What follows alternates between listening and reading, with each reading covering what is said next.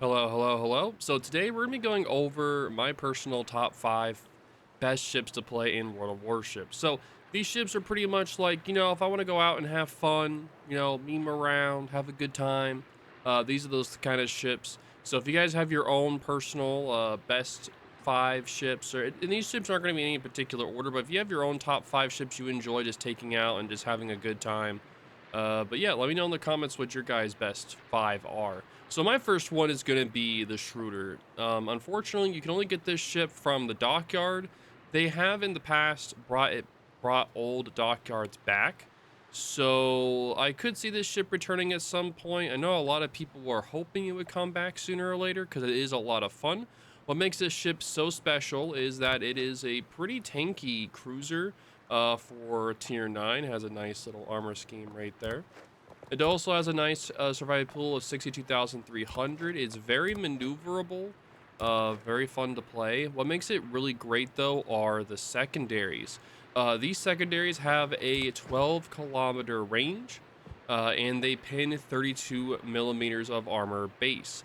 That means that you don't have to build into IFHE like you normally do. That means that whenever you do the build, you would just build in a pack-a-punch to increase your secondary range, and after that, you would just build into top grade to get your secondary battery reload down.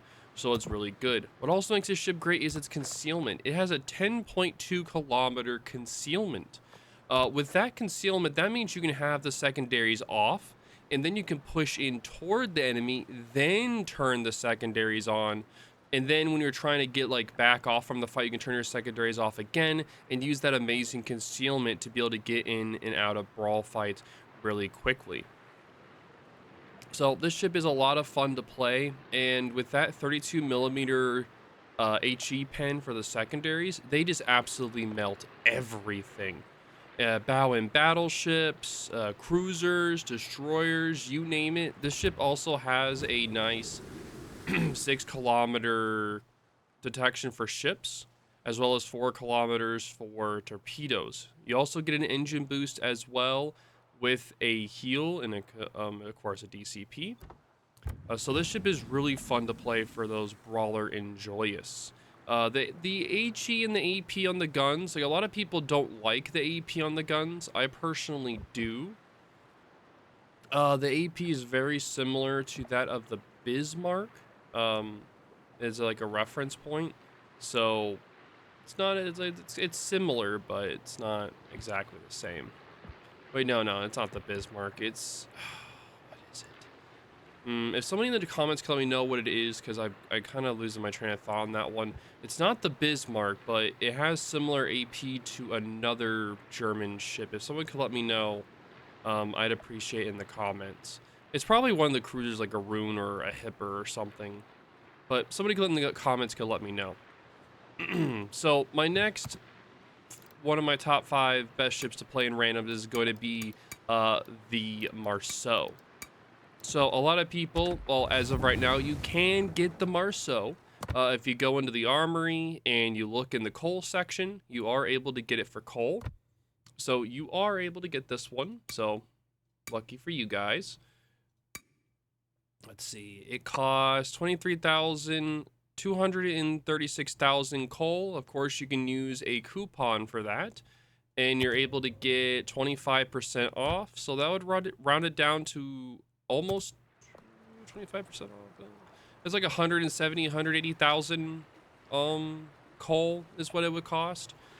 So so a lot of people when they talk about the tier 10 like gunboat Frenchies, they're referring to the Marceau and the Kleber. So the Kleber is more of a long range open water farmer.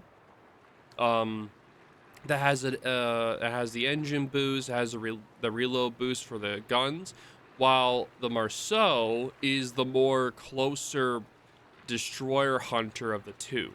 You essentially get 4 Colbert guns. So these guns are really good close to mid range, but if you start doing long range with it, you are going to be having a nightmare with how long the airtime is for this ship. So a lot of the time, how you build this ship is you build it as a Now, I use this build for both the Kleber and the Marceau, if you're wondering why. Normally, I wouldn't take AFT on this thing, but I'm just running the same captain for both. You run radio location to be able to hunt down destroyers. Now, you do have a 7-kilometer range, so it is kind of tough to run down destroyers. It can be a little bit. If they know you're there, they're going to be automatically running away by the time, like, they notice you coming. But a lot of the time, if you are spotted, so like imagine like you're going at somebody and they're also bowing to you. By the time they're starting to turn out and you're just running at them, they're not going to have enough time to be able to run away from you at that point. So if you catch a bow-in destroyer, it's essentially dead. There is almost no chance of it surviving that encounter. You're way too quick. The guns have they have amazing DPM with a 3.1 second reload, and they do a lot of damage. Also on the Marceau, the torpedo range is 9 kilometers, and you get 6 torpedoes per side, so you have 12. So you're able to like launch 6 off of one side and 6 off the other. You can also use that as in kind of like a suicide run on the battleships. The Kleber normally can do that better because they're a faster reload for the Kleber. So normally you don't do that with the Marceau since they're longer range. Also, what makes this ship great is the fact that it has DFAA, and the anti-air is actually not bad with the DFAA. You can shoot down a lot of planes with the DFAA. The main reason is because of the flak. So if you're running away from a squadron, you're pretty much going really quickly away from them, which makes them stay in your flak range longer. So if you use the DFAA and activate the priority target, they're more likely to run into your flak as they're running into you, and you can wipe out whole squads. And I've wiped out whole FDR squads before, Malta squads, you name it. I've fully knocked them out before in the Marceau. It's a lot of fun to do for sure. What also makes this ship great is the great maneuverability. Its base speed is 46.2 knots. That, of course, is with the speed flag. So without the speed flag, it goes down to 44 knots. And the engine boost does last a very long time since you do build into it. So that's about a 4-minute consumable with an 85-second cooldown. So in a sense, normally how I play this ship, normally I play at the start, head toward a cap area on the left or right side of the map, or maybe middle depending upon where I spawn. And I won't activate the engine boost until about maybe 2 minutes into the match, so that I can have my engine boost way longer than a normal, like normally a lot of times destroyers will activate their engine boost really early. So having your engine boost longer than your enemies is really important when you're trying to hunt down destroyers. Because as you know, if you take out the enemy destroyers, you're more likely to actually win. So if you lose battleships, or if you kill a battleship, the enemy still has a high chance of winning. But if you take out their destroyers, you take out their spotting, which means you have a way higher chance of winning. I know a lot of people that watch me stream or watch my content over the years know that I do love the Marceau, one of my favorite ships of all time. A lot of fun to play. So, always enjoyable. All right, so let's move on to number 3. Number 3, oof, this is going to be a tough one, but this is going to be toughy, but overall, I'm going to say it's the Massachusetts. Massachusetts is, I still think it's my most played ship on my main account. Let me take a look real quick. I still think it is to this day. Let me take a look. Number of battles. And this account is in, like, I play on a lot of different accounts, like for like press accounts and stuff on different servers. So yep, Massachusetts is still my most played ship on this account. Yeah, I'm not really surprised. But yeah, Massachusetts, it is the brawler sister of the 3. It's a lot of fun to play. It has really strong secondaries. Guns are fun to play, are good as well. It has a really nice American heal with a really quick cooldown. It's just a brawler, right? For tier 8, And it also has really nice anti-air as well for tier 8, and you also have a fighter or a spotter. Of course, I do the fighter because this thing is not built to snipe. It is built to brawl. If you're trying to snipe in this thing, you're doing it wrong. So, how to get the... the only two ways to get the Massachusetts at this point is from the Black Friday event, which is in right after Thanksgiving, so that's in November. And during the Christmas event where you can gamba to get it from Santa containers. So you can either do that, you can either gamba, or you can just buy it and get the Massachusetts B version, which is cheaper than the Massachusetts version, but exactly the same. There's no difference besides the camo. So overall, oh, neat. I didn't know they added this to the B version. I didn't think they did. Oh yeah, it's also there too. Nice, that's actually pretty cool. I didn't realize that was there. But no though, this thing's a lot of fun to play, really fun brawler. It was also really early in my time playing the game in the early stages. It was also a really good credit grinder. I would just play this thing all the time and just grind credits over and over and over and over again in it. It was a lot of fun. It was a lot of fun to take into operations back when it was only tier 8.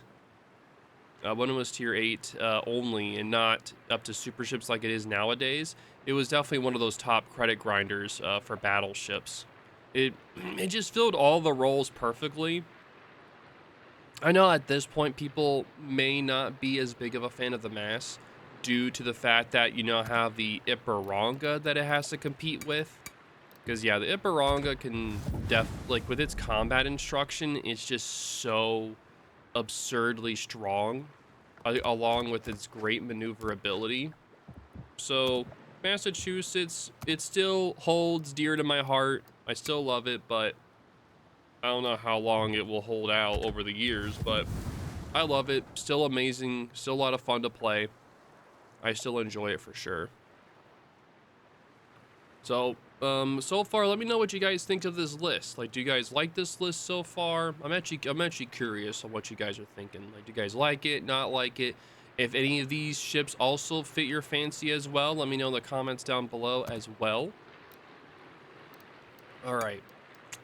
So, number 3. What is my best ship to play in randoms? Number 3. Ooh, that's going to be a toughie. What's number 3 gonna be?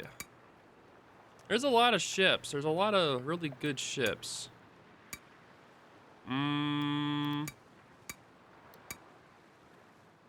Honestly, I'm gonna say... I'm gonna say the Smaland. Smaland is gonna be my number 3. Main reason why is that I know that if I take out a Smaland, I'm going to win a lot of my encounters against other destroyers, right? So the only way to get the Smaland at this point is from the Santa containers. So that's in December, so you have to gamble for this ship. There is no other way of getting it, unfortunately. But the Smaland, by far, when it first came out, was the uncontested ruler of clan battles. You had to run these in clan battles back when it originally came out. It was just so absurdly strong with its insanely quick gun reload. The emergency engine boost that boosts 30%. It also affects the acceleration as well. It has a great heal as well as a 7.5 kilometer radar. And it also has 12 kilometer torpedoes that do 10,000 damage. So the torpedoes are nice as kind of like a gatekeeping thing. Gatekeeping or like pressuring a flank. While the guns, the engine boost, and radar are great for crowd controlling and killing off destroyers. So with Smaland, you're going to be building into a destroyer hunter. You don't need RPF, or sorry, radio location on this ship. You don't really need it. but I take it anyway. Normally with my ships that I like to hunt destroyers in or subs, I'll take radiolocation. So like earlier, you saw radiolocation on my Marceau. I took it on that, and then I took it on this ship as well, since it's more of a like a destroyer hunter. Weirdly enough, I don't take radiolocation on my Hoffman. It's kind of weird. Hoffman, I actually don't take it on. It's kind of weird. I thought I would, but I haven't. So pretty weird, pretty weird. But no, like this ship was just an uncontested ruler of clan battles for a very, very, very, very long time.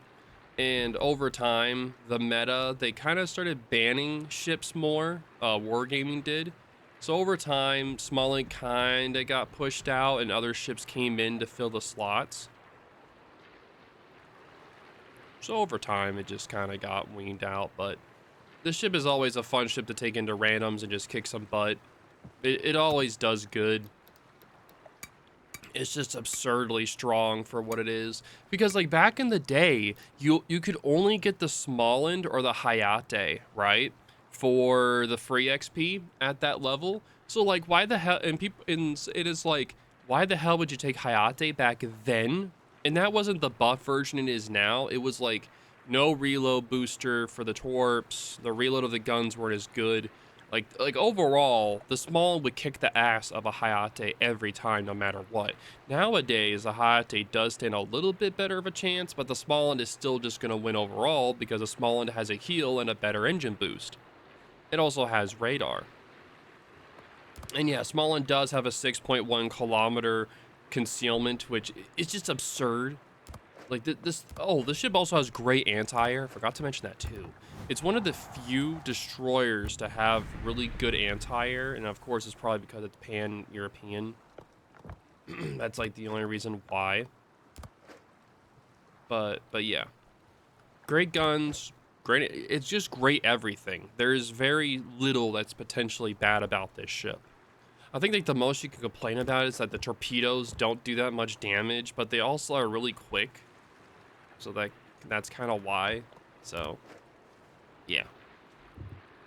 Anyway, so that's a Smaland for my third ship. All right, so fourth ship. This is going to be kind of tough because there's a lot of ships that I just enjoy playing overall.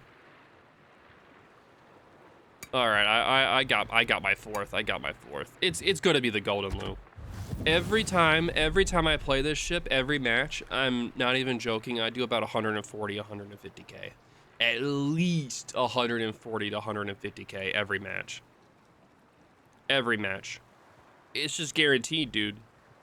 I'm so dead accurate with the bombs that I almost never miss with them. Like, never. My hit ratio is like 90% with these bombs. 90, 95%. It's such a fun ship to play. Now, of course, it's not the best ship in randoms, but if I'm looking for a fun time, also this camo is also god tier.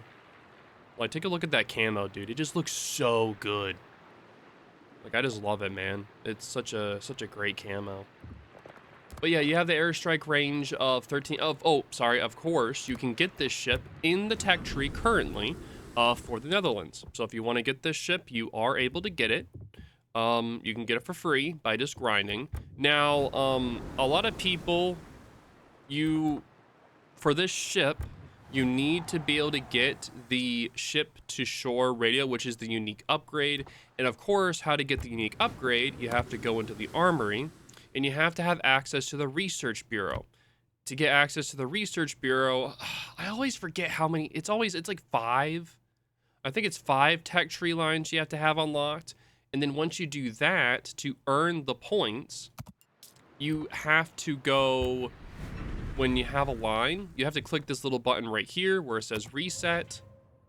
And then you reset your whole line, you get the credits back from the ships themselves and the modules. And I mean the modules, yeah, you get the ship modules back and everything, so. And you have to grind it through again. Now, a lot of people, and I have videos on how to farm Research Bureau. So if you want to check that out, check them out on my YouTube. But normally people grind the Haraguma or the Shima line to get their research bureau points. It's just the easiest way to do it that way because it is the cheapest ways to do it. And also Conrad also came out as well, which makes this ship even better. And I also was talking about him in a video recently as well. I'm not going to get too in depth with him, but he's really good for the Gouden Leeuw, the Trump. Oh God, my bad. I had an alarm set to wake myself up. Oh no, Bo's running on the wheel. Disaster. Bo, stop running on the wheel, you son of a gun. Thank you. Okay, he stopped running. Okay, so... But no, overall, this is my 4th pick. A lot of fun to play. I really enjoy it. So, the final ship, I think it's going to be my most controversial one. It's actually going to be a CV, and it's going to be the Immelmann. I know it's pretty controversial, but for me, the Immelmann at the time when I would play this a lot was more of a really unique CV playstyle with the skip bomber and the torpedo bombs. It was like a really unique playstyle compared to other CVs. But the problem is that over time, Wargaming has given that skip bomber gimmick to the Russians or other ships. So it kind of took away that unique feeling that the Immelmann had.